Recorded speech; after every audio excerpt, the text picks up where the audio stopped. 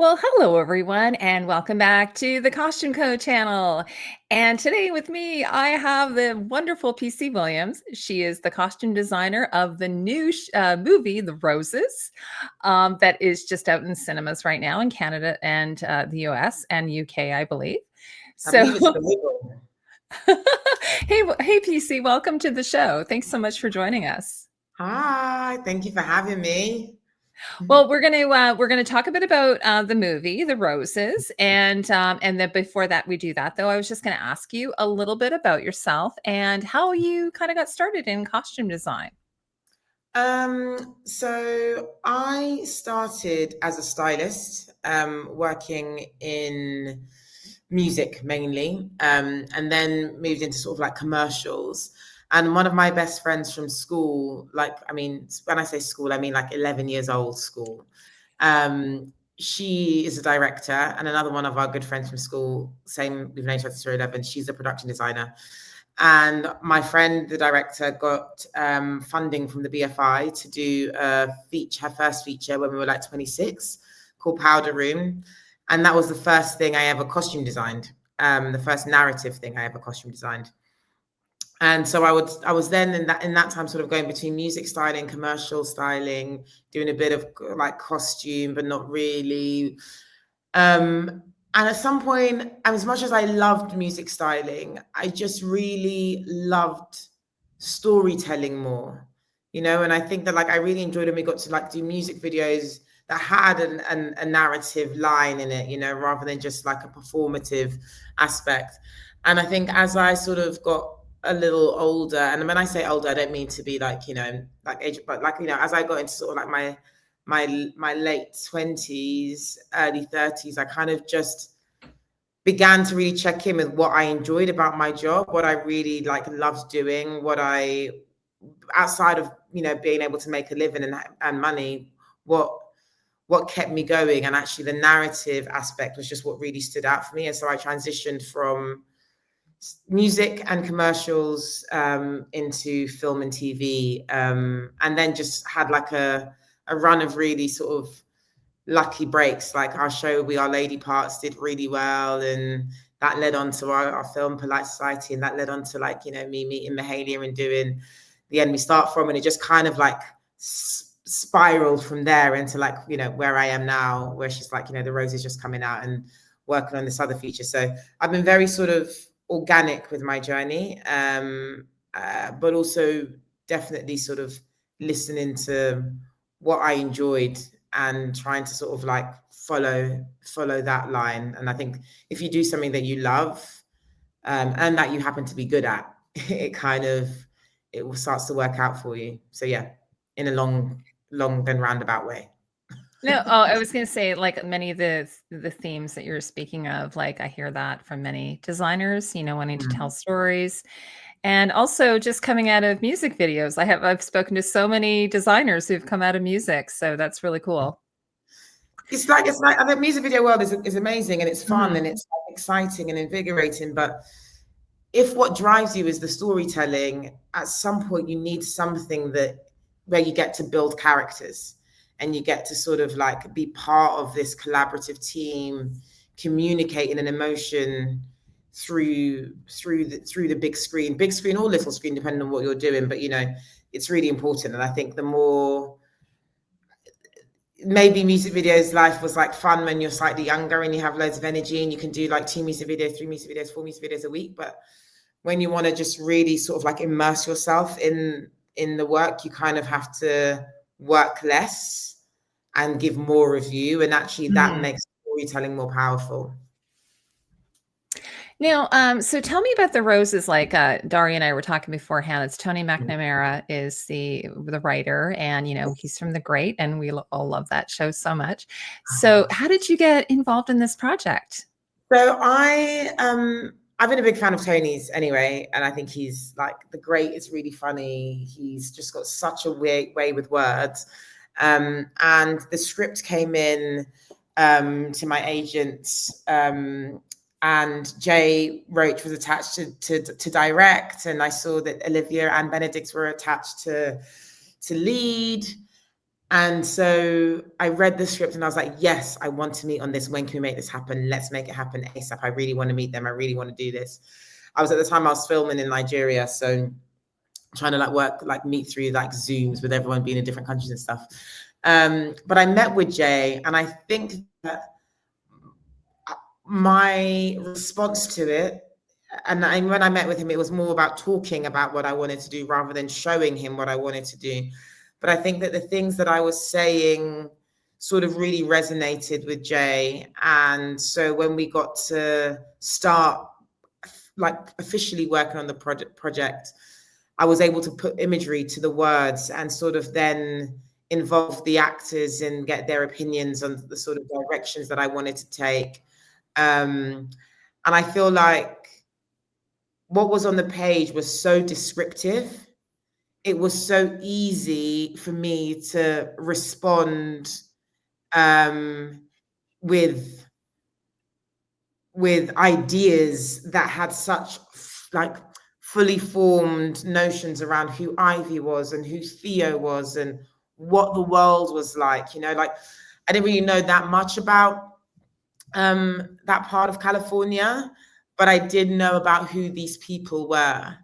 And I have a lot of friends who are expats who live in America, whether it's LA or New York or wherever. And it's like, just because you move there doesn't mean that you necessarily lose the aesthetic that you came from the UK with. And so I kind of wanted to be able to bring that sort of those ideas to the front when designing these costumes. Yeah, there's definitely a contrast between their Britishness and the American, the Americans in the show, which is funny though, because some of the Yanks are played by Brits. So I was like laughing at that. I was actually, a couple of the actors, I was saying, wow, their American accents are impeccable. Not that I'm American, I'm Canadian, but as you know. Hey, but before was amazing. Yes, absolutely. And I was like, what? It's crazy. I know. I always find Brits do such great American accents, by the way. I always find that. I think we're good at accents, you know. I think we're good at accents. I think it's the theatre training that a lot of British actors have. It's like your dialect is so important and understanding where to go with it. So I think you tend to get quite good accents here. But absolutely. I was going to ask you. So when I'm aging myself here, but I saw the original Where Are the Roses with Michael and Kathleen Turner. So were you familiar with the original movie or the book or anything? I didn't even know it was based on a book, by the way. I knew it was directed by Danny DeVito, the original, but were you aware of it? I did not know the film before reading this script, but then once I read the script before meeting with Jay, I watched the original because I wanted to go into that meeting knowing, were we trying to remake this film? Were we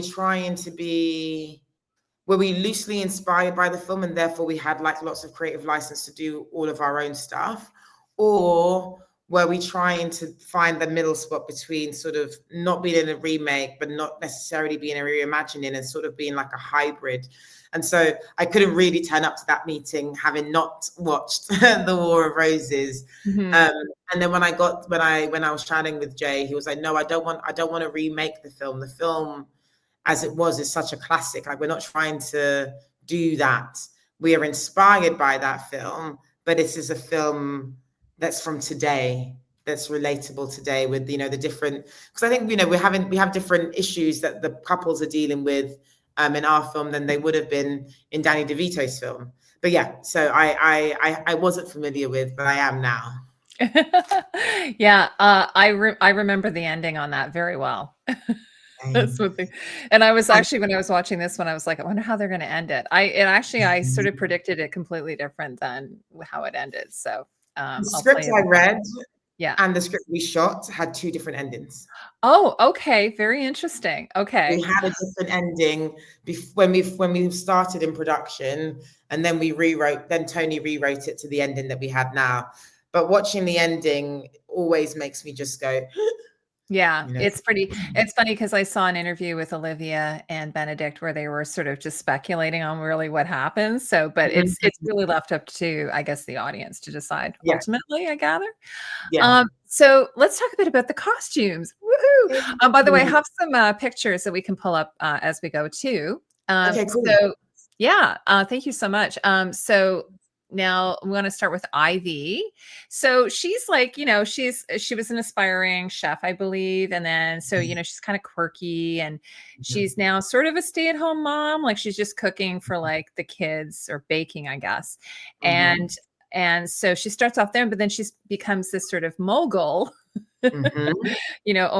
owner of a chain of very, very successful restaurants. So, do you want to tell us a little bit about those two sort of looks that So you've come up with for her? yeah, I think that like, it's worth mentioning that both Ivy and Theo are artists, Hmm. architects and one's a chef. It's the art forms are very, very different and therefore they present differently. But I think it's worth noting that with Ivy's artistry, the cooking, the inventiveness, it's sort of there's a science to it, but the way that she does it is sort of free flowing. It's kind of, um, I want to say there's a lot more emotion involved in the way that she cooks and the things that there's a line that she talks when she's in the restaurant and they have the rainstorm and the food critic comes in and she talks about the salt and she's like, the salt, I made it myself. I came when I first tried it, but so I'm not saying that you will because sex is on a spectrum, but here you go. So there's like a lot of emotion involved in the way in which she talks about food. And I really wanted her costumes from the beginning to end to be fun.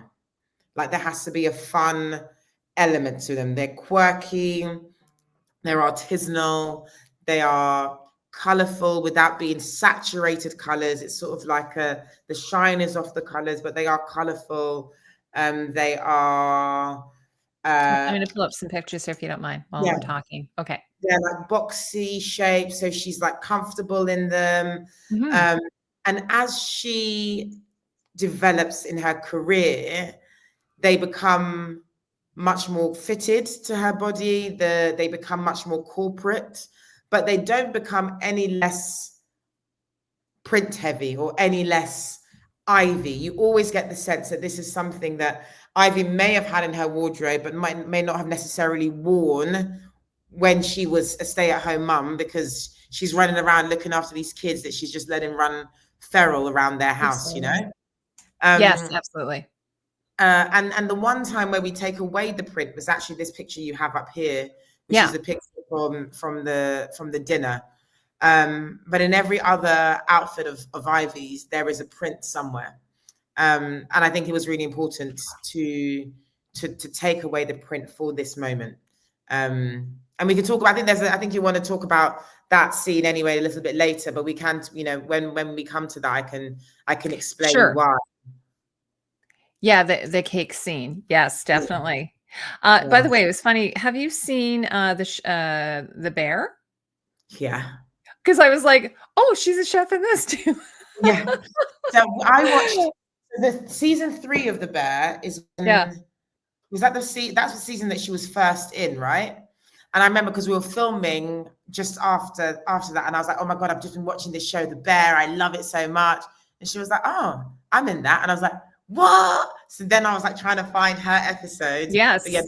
she is a chef in that. And she's kind of maybe not as free flowing, but definitely, she's Olivia's just got a quirk to her. So anyone that she's playing is going to have Absolutely. a little bit of a quirk Yes. to them. She's very kind. Like her character in The Bear is very kind. But what's interesting is that she never really wears a chef's uniform. I mean, technically she's not I don't know if she's a trained chef in this, but So, well, she is a trained chef because when we first meet her at the beginning of the film, she is working in a high end Mhm.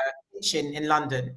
But then, as she moves to America and they get married and they have kids, that sort of the career goes on the back burner for the marriage and the family life. And it's only, we meet them just as she's sort of beginning to explore what could have been. Yeah, exactly. And oh, by the way, I was going to say also, I really love the aprons that you chose for the. Well, actually, I like the striped. Where are the striped ones? Here, I'll find them. Sorry, my Yes. pictures are so tiny. I can't. Oh, here. No, She's your wearing one. pictures are filling up my screen. Can you see them? Yeah. Oh, okay. Sorry. Here. Yeah. Let me just find the one of her. Oh, here she is. Okay, these Yeah. ones here. I love these aprons. Yeah, those are really cute. Those are very much like before they had branding, whilst they were still Mhm. just like, and sort of like unknown spot. But then I think when she starts to get busy and she starts to get popular and they're fully booked, you're gonna have some form of rebranding, some sort of branding, but we needed to do it in a way that felt true to her character and her character's aesthetic. And the denim aprons with the rope ties, it all just kind of fed into that sort of like seafood bistro, not intimidating, actually kind of inviting for the audience, that sort of vibe. But I like that you like them. It's really cute because Oh, I they did noticed them right away. I was because the same with the bear. I love the aprons because I spoke to the costume designer about that show. yeah. Aren't And those aprons Tom Brown on the bear? sorry, what's that? I thought the aprons on the bear were Tom Brown. The chef That's jacket right. was Tom Brown, Yeah. and then the aprons. I think she had as Courtney Wheeler's the costume Yeah. designer. She had a place. Found them, I think, in Swiss Roll. Chicago. Yeah, Yeah. It's all it's filmed such in a fun little Chicago. show. Such a fun little show. I mean, Courtney Yeah, is such an incredible designer. And like what she does with that show is wicked. Like it's so yeah. fun. And when you listen to her talk about stuff, you're like, I Oh, get yeah, no, we had a real, it was funny that I just did the interview probably like I think it was a month ago. I just did it. So, okay. here we are. And then we're talking about Olivia again. Mhm. But no, I did. I totally noticed the aprons. I always notice these. I love little details like that. So I always notice that. And then the embroidery that you have on this, I don't want to say I actually reviewed sex education and Mhm. but the god crabs. You've got crabs. In uh, so did you in have an embroidery artist who helped you with that? So yeah, so the got crabs, that graphic we didn't actually design ourselves. It came Okay. from my lovely Mark Writer's graphics team. Mark was the production designer on the project, and his graphics team created the graphics for us. And we designed the aprons and the stuff, but then I got them to design it because I wanted it to tie in with the graphics that they were doing for the rebrand of the store. And so yeah, that's where we got that design from. But all like, finding it, getting like a rope rather than a tie, using denim rather than, the cotton drills or the leathers that seem to be really Mhm. popular. It just felt like we were bringing in elements of Ivy really directly into that space.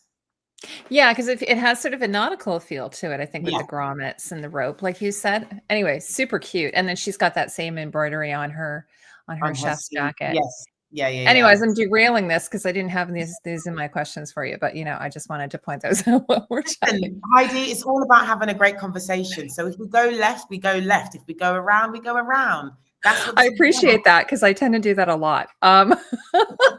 So hey, do you want to talk about Theo? We can chat about him a Yes. little bit.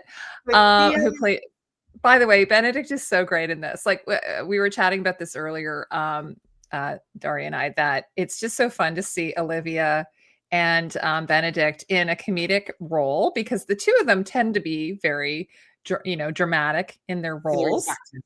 Yeah. Yes, serious, straight and narrow. And so Mhm. to see them in this sort of comedic way.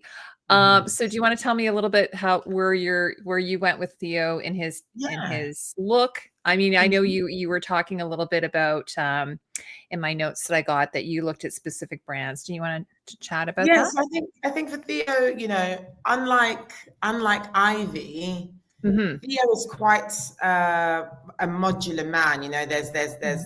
There's order, and I think that also comes from being an architect, where you're 2 centimeters off and the whole thing is off. So, like, I think when it comes to how he dresses, what's important to him are fabrics, the feel of something on his body, um, the silhouette, and the fact that it can be worn with anything else within his wardrobe. This Yeah. idea that things were like, it was, I was thinking a lot about this idea of modular design. So whether it's in furniture, or it's in clothing, or but this idea that everything goes with everything else. There's nothing that can't be worn with one another. The fabrications, linens, silk cashmere blends. We use like Lorna Piana, like Double N07, A Day's March, Sunspell. It was very much sort of natural, organic fabrics in cuts that were like perfect for his frame, that we could just swap and change, swap and change, swap and change.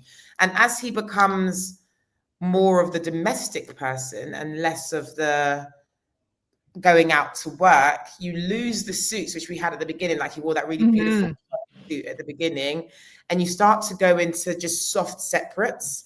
So like t-shirts and shirts and pants and navy upon navy upon navy, or cream upon a lighter cream. It was kind of very much about the color. Like his color palette was so strict. Even in this image that you have up now, it's a perfect example of him with the color, with the blend, the knitwear and that t-shirt, and the color blend between those, and Olivia Ivy in this like print heavy cardigan over her white shirt. You've got the two of them are so different, but actually quite similar, because they both have such clear aesthetics.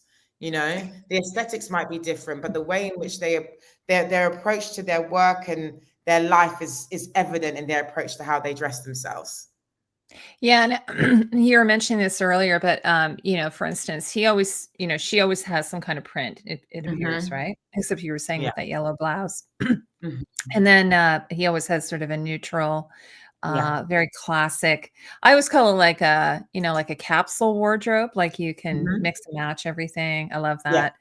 I think it's kind of like reminds me of me and my husband. Like this, by the way, this shawl collar Perry Como sweater. Yes. I bought my husband a sweater just like that.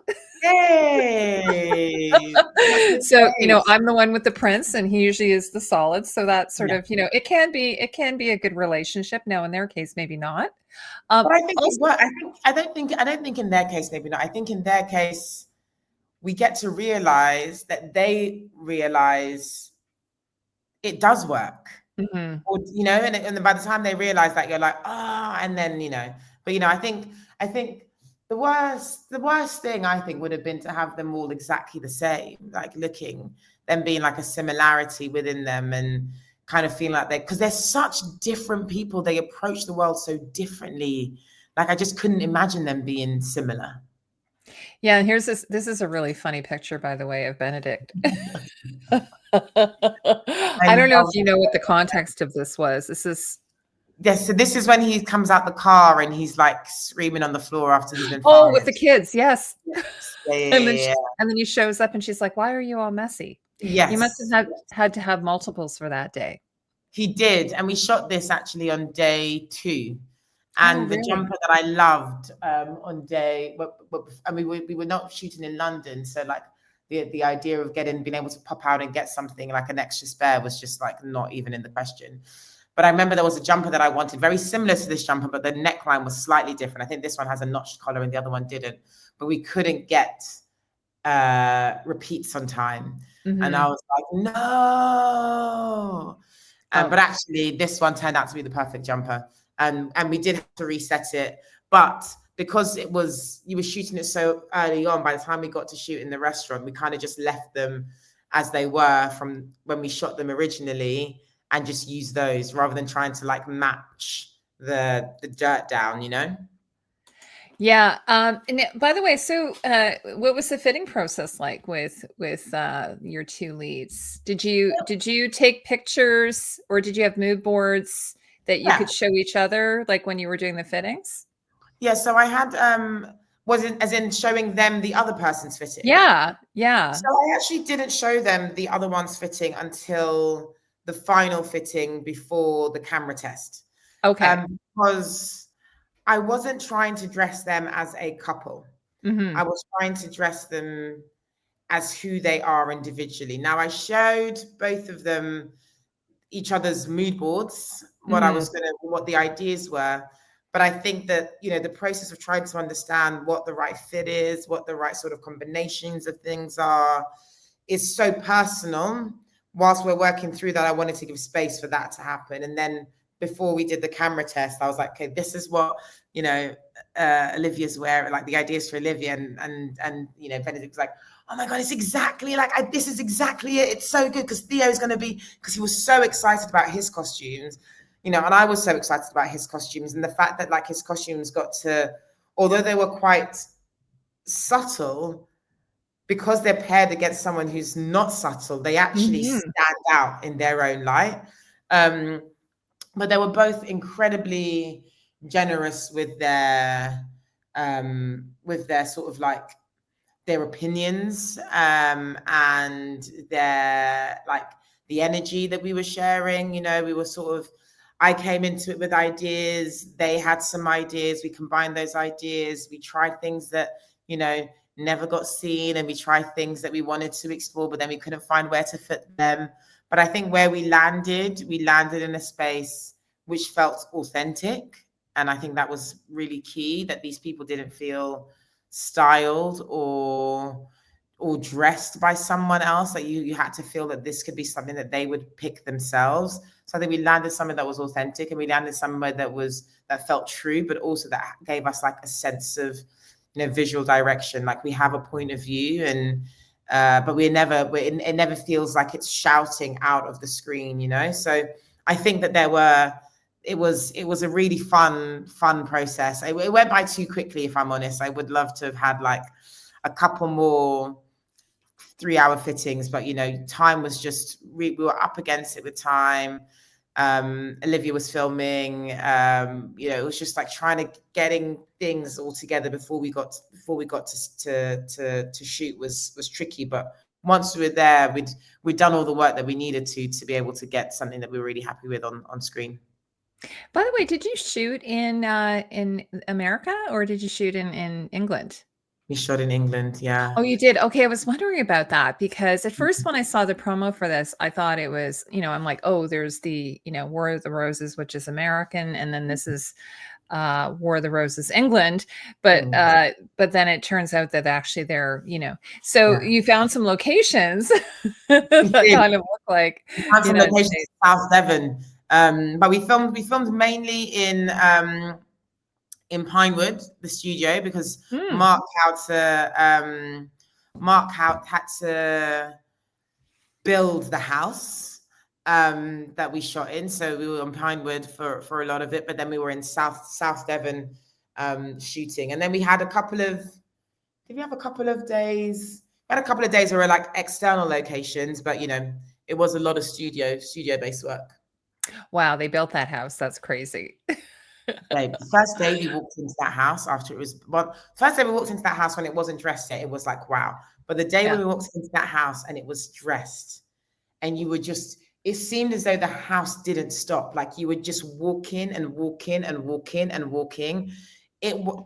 Mark there's a reason he's like a double Oscar nominee, like he is a genius. That's amazing. And working alongside him was such a privilege and a pleasure. Like I was gagged. Yeah. Such a smart man. That's so cool. I was laughing. There was this one scene where Benedict, he leaves the house and he's walking along, and I'm like, look at all that moss they could have used. Yeah. No, it has to be the Irish moss, right? Irish moss. Oh, I know, it's so funny. So now I was going to ask you a little bit about the kids. So we have like the Heidi and Roy, and you have, oh, by the way, and you have like, two ages, I think, right? They're like 10 and then maybe 13. So they age up at one point. Yeah. So did you want to tell me a little bit about their little, they go from loving sugary treats and to becoming these athletic children? So I think the parenting styles is reflected in the costuming of our children. So when you see them at the beginning and they're being their what is it called? Their primary caregiver is Ivy. They kind of are dressed like her, like they're in like fun colors, they're in prints, they're in things that don't really go together. They're sort of, you know, it's as though she's just like let them dress themselves, and they've kind of come up with these fun little cute outfits. And then once you start to see the change a little bit when they're still the 10-year-old Hattie and Roy, but they're all in the matching tracksuits with Benedict when they've started doing these like wind sprints. And I think it's that scene to me is really poignant, because the last time we've seen them run, they're in like what their mum has got. Like there's nothing like athleisure in their wardrobe. It's just like t-shirts and shorts. And then you see that now he's really taken this seriously. They're all in matching, they're within like matching tracksuits, matching socks, matching trainers from head to toe. And it's kind of like this idea. And then we go 3 years later and all they wear is athletic wear, sports, and not just like, you know, what you find in H&M, like kids like fun clothes. Like, no, this is track and field like attire. And their wardrobe has totally transformed from a child's version of Ivy's wardrobe to an athletic performance version of Theo's wardrobe. You know, For me, actually, I mean, aside from the couple's relationship, you know, taking a downhill trajectory, the children, that was probably the saddest part for me, because I'm a mom, I have 2 kids, right? And that part really was heartbreaking. And some of the things that they said. So, I actually had a solution that I came up with. I said to my husband, I have a solution what would have worked. I think if the kids had worked at the restaurant in the summers, I think that would have been a great way for Ivy to have had them nearby. And then, you know, but anyways, but they don't communicate, right? So they're like, they don't talk. They just assume that everyone knows what they're thinking without actually talking. But it's like that. I do feel for her, because I'm like, you know, absolutely. When you go from parenting, and I don't have kids, but I'm a godmother and I'm an auntie, and you go from like looking after these kids to then just feeling like all of the things that were your bits, like your things that you did together, now you no longer do. And that was such a big part for those 10 years that she's been in America. They were such a big part of who she is, of her understanding of self. And now that's gone, and it's like, but you've got this other thing, you've got this business on the rise. But the thing that actually brings you pure joy, you can't connect with anymore. Yeah, it's also like I mean, it really does show that the differences of how women, you know, how we're perceived, because obviously a man can have, you know, a job and a career, and that's nobody, you know, even thinks anything about it. But then when a woman has the career, you know, then she has maybe a lesser sense of self or something, because she's, so that part was really heartbreaking for me, especially when she missed her daughter's period and all that kind of thing. So, that but was really heartbreaking. When that happens, it's like she's really trying to make an effort to join in with the gang, like in her leggings and her t-shirt. She's like, I'm coming too. And then it's this really hopeful moment to being really like a punch in the guts, you know? Absolutely. Like, absolutely. I feel like no, I feel really sad now. Well, we'll liven things up again. Okay, so I wanted to talk about, you know, outside of the main cast, you know, you've got all these really great supporting characters. Like there's this one scene where Olivia walks into the walk-in, and one of the characters is getting it on with. Yes. Oh my God. But she's very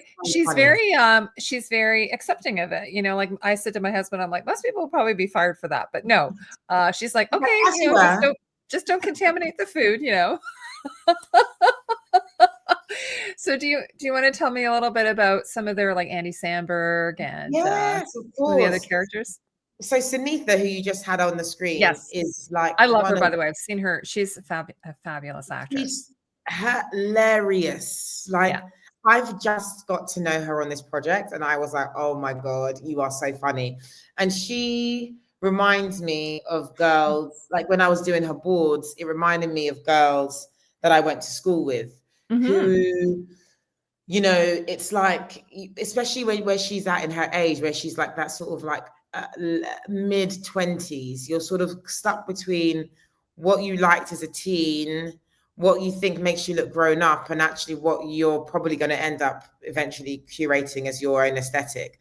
And so we kind of did things that like gave us a nod to nostalgia, like with the cuts of the clothes that she was wearing, or the t-shirts with the graphics that she had on. I think everything was kind of like a nod to like a nostalgic place. And both her costumes and Kate McKinnon's costumes were all thrifted except for the dinner party scene, because we needed to get repeats of those, so you couldn't actually thrift those. But okay, sure. But like Kate McKinnon and Andy Samberg, to me, they're both like they're like a pair of Patagonia bros. Like even though they're like a married man and wife couple, they're like a pair of Patagonia bros. And actually, you know, when I started thinking about Kate's character, she was a little bit more femme than what we ended up doing. But then when I met Kate and we was talking about what felt right for her, it kind of evolved into this space, which I think is like so funny, but so genuine. And like this, oh, I love this vest. It's so ugly, but it's so right for who she is, who her character is, you know? Yeah. And in Shooty to me, when I read this character, I immediately thought of my best friend who passed away 2 years ago. So he passed away a year before we started filming, and he was my ACD. And I thought about if he was ever going to be written as a character in a film, this would be him. He's the guy who would go in and wear those sorts of like shorts and the high socks with the Converse and the I love it. Yes. Where he could put his money, he could put his tips into his jock strap while he's flicking his money up, you know, like he was that kind of the kind of queer guy that goes from like the club to work. And that was who Nshuti was. And when I was explaining it to Nshuti was like, yes, I'm into it. So we actually use a lot of cool London-based brands for him. So like Bianca Saunders and Grace Wells Bonner, and we mixed it with thrifted items and with, you know, throwback items like a Von Dutch hat. This knitted vest is from Collusion. I love this vest, by the way. I love it. It's got that little the movement on his body. It's shoulder. Like, yes, you know, it's like also he always wore the same 2 necklaces every day. He was just really, really, really cute. So that was where we went with him.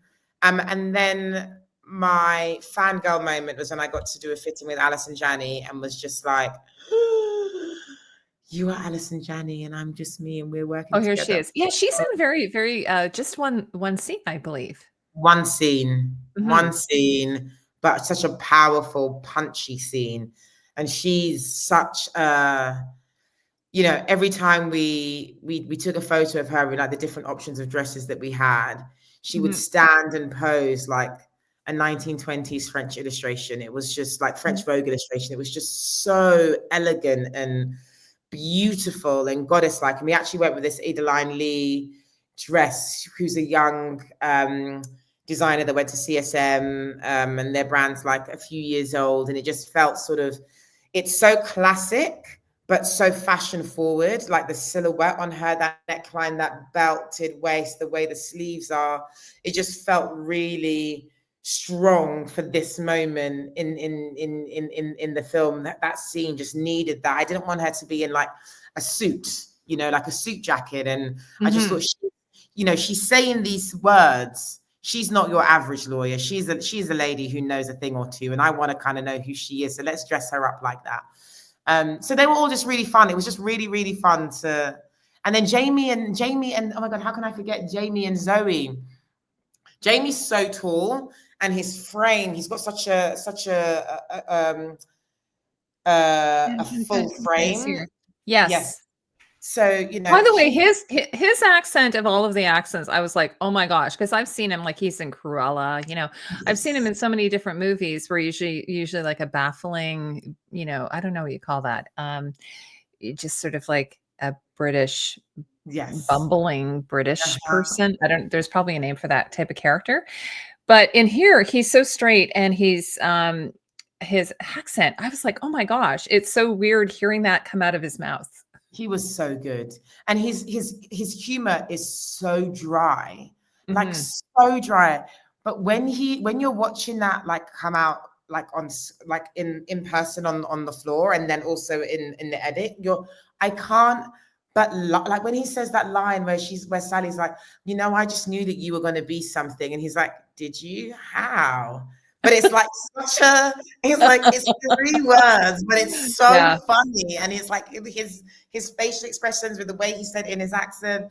But we actually basically dressed him from head to toe in a brand called A Day's March, because and it's a Scandi brand, but the cut of those clothing is perfect for Jamie's frame. Mhm. And next to Sally, who's in, she's in everything from sort of like Sakai to Saint Laurent to Frame. And Mhm. she's very chic with her little Cartier, vintage Cartier watch. She's very chic, very sort of, but the two of them together, they were probably our straightest couple. And they, as in like their humor was so straight, but Mhm.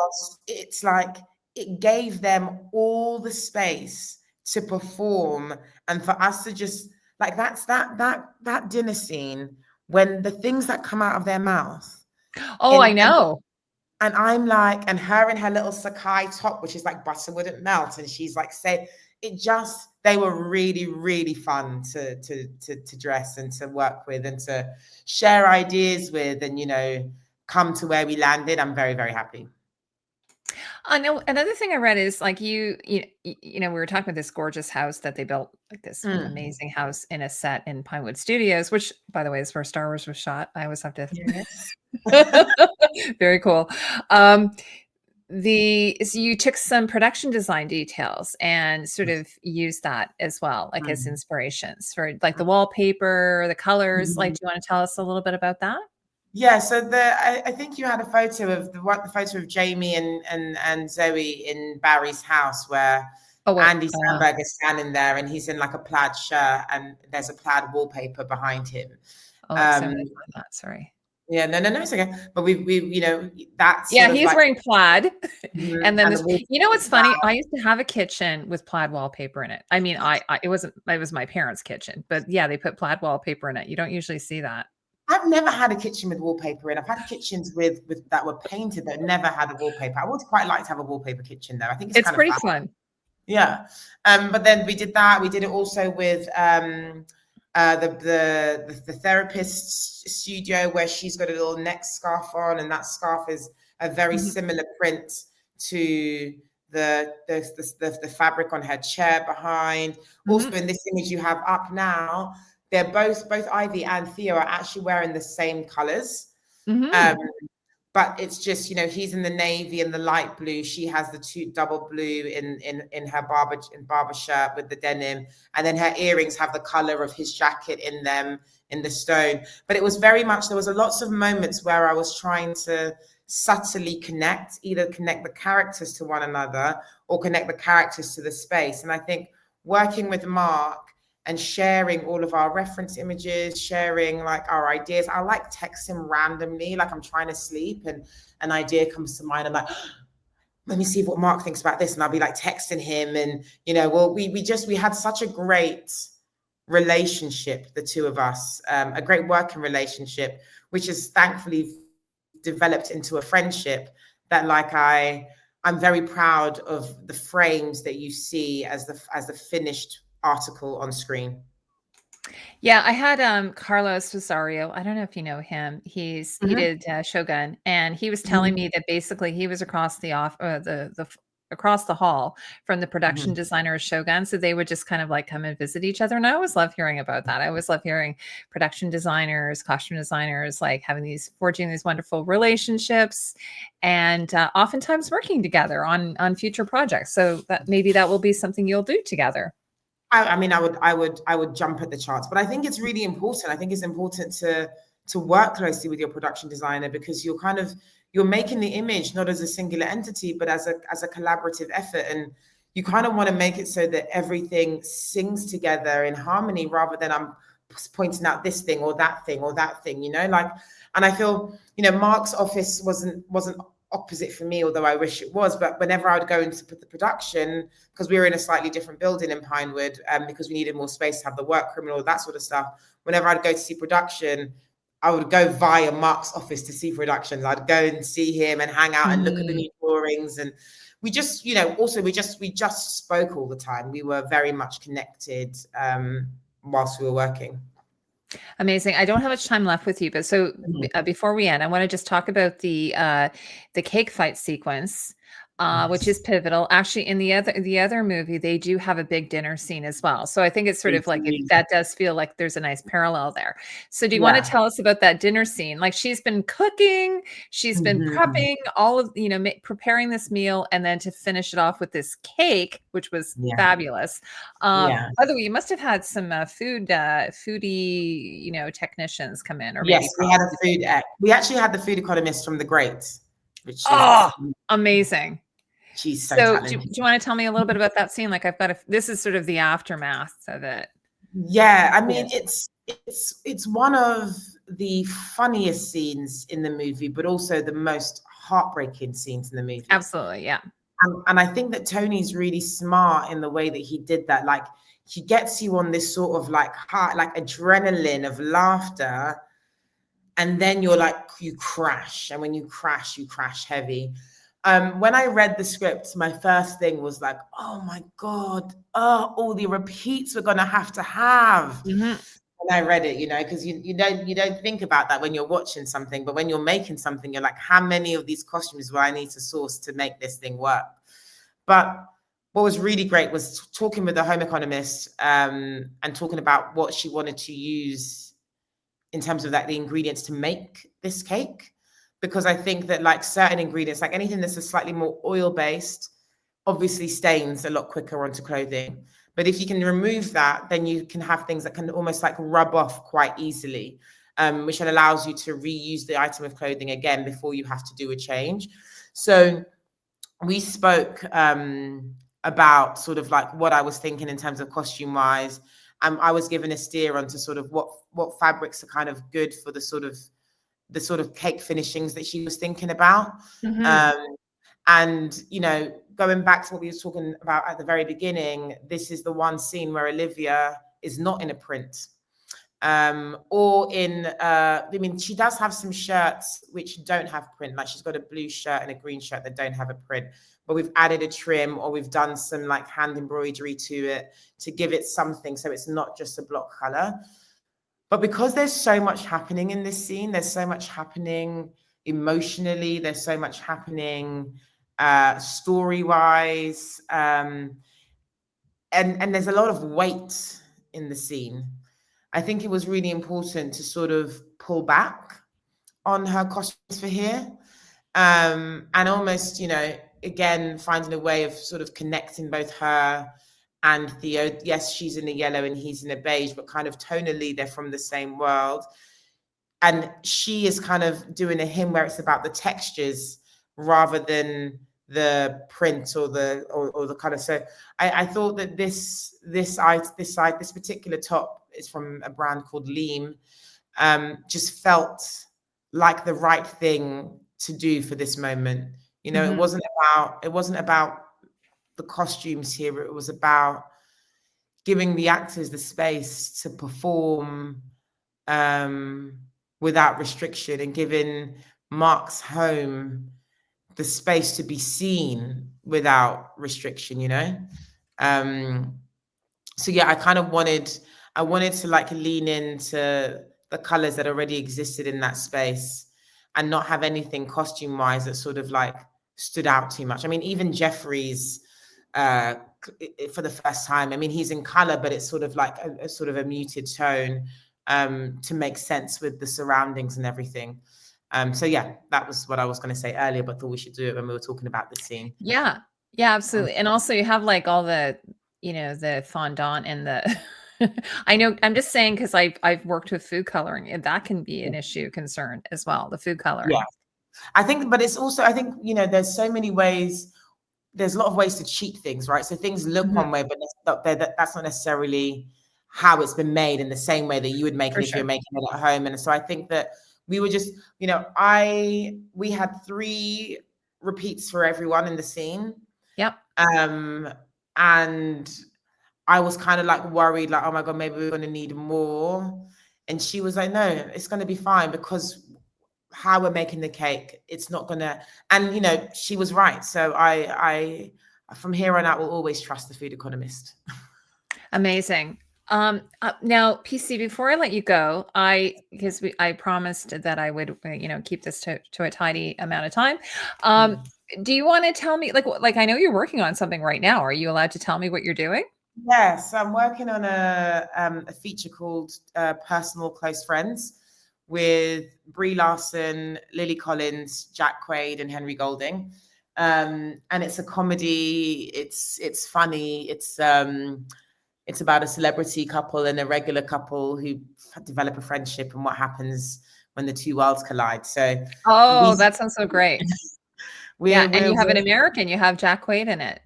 We have 3 Americans. We've got Lily Collins, we've got Jack Quaid, Lily and Collins yeah, of course. I was thinking, yes, of course. Yeah, we only got one English guy, which is Henry Golding. Henry Golding. He's amazing. But it's just, we're 5 days out from filming, so it's like, but it's good. Is that going to be a feature, or will it be a series?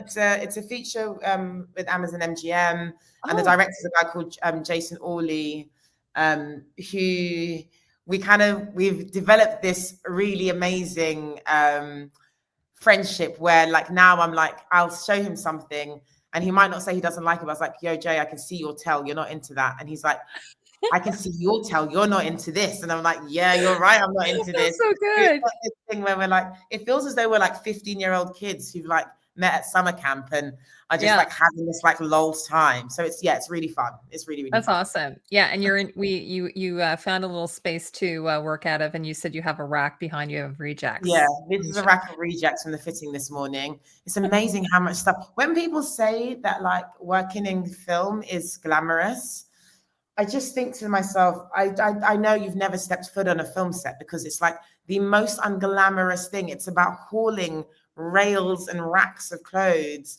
around with